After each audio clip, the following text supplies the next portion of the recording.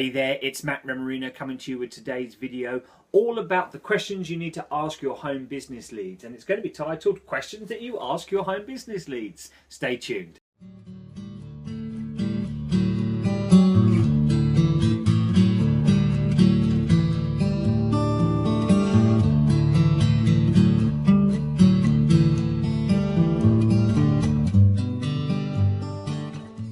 Okay, great to see you're back with me. So today, questions that you're going to ask your home business leads and why it's so important to have a set of questions, a core set to ask them. And this is something that really is very important. We'll go through the questions in a minute with you, and they're going to be listed obviously in the blog as well.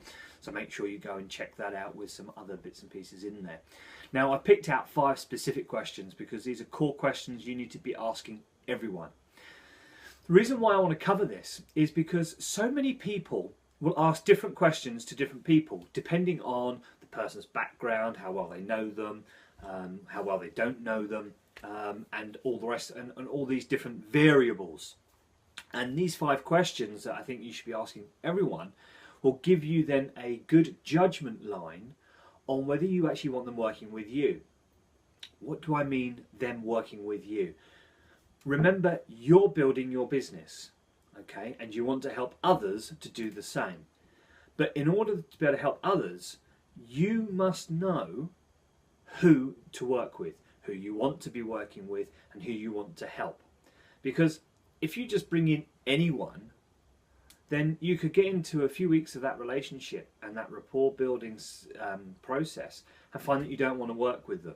And then you've just done that person a massive disjustice and a massive disservice to them. So you need to know that the people you're talking to are the people that you want to work with.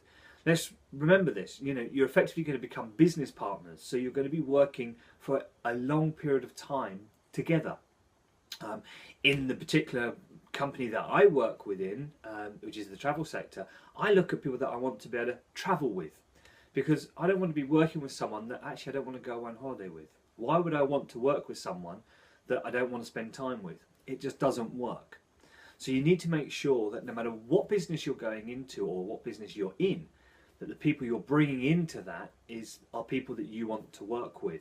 So the questions that I want to cover, and I believe these are the questions that I use with every single prospect lead that I come across and that I talk to, and I get to that stage of actually finding out more about them. So I can actually base my judgment on who they are and whether I actually want to be able to help them go to that next level, whether they are a fit and a match for me. So what do you currently do? Well, if you've done your targeting right, you should know that pretty much, but you still want to ask the question, what do you currently do? Because their social media profiles may not be up to date, or they may not be telling you everything that they do. So you want to find out exactly what they do. How long have they been doing it? Again, profiles can be outdated, not updated. So you want to make sure that you know how long they've been doing it, what they're currently doing. Then you want to move into more of the, if they've never been in a home business opportunity or anything like that before, you're going to be asking them why they're looking to work a side project, why they're looking to get involved. You need to know their why, okay? Because that's going to let you find that why and what's their driving force for doing it. If they are already in the profession but they're looking, you still want to find out why they're looking for something else. What about their current company, their current business model that's not working for them? Because I'll be brutally honest with you, most companies that are out there have top earners, have very successful people. So why is it not working for them? Okay, so you've got to look at that. Could it be they just don't like the product, they've fallen out of love with the product, or there's something not right with the senior members of the team or something? There could be a reason why. You need to find that out, because are they going to do the same when they join you? And do you want to have those same things being said about you from them? So you want to, again, you need to dig deeper as to why they're looking or why they're wanting to get started. Find out their monthly income goal, where they want to be in 3 months' time on a monthly income from that business model that you have. And where do they want to be in a year and 2 and 3 years? Because again, you want to see their process, their mental process of what they expect, because their expectations could be so out of sync that you may need to either realign that and help them with that, or if they aren't willing to adjust on that aspect, then you know again you can't work with someone with unrealistic expectations, because if you do, then you're going to become unrealistic yourself and you're going to have those issues. And the last question is, how many extra hours are they willing to put into that business over and above what they're already doing to be able to build and dedicate to that business on the side there, on that in a part-time basis. You see, if someone says to me, well, I can do full-time, I'm a little bit wary, because what are they doing to generate an income? What's the circumstances?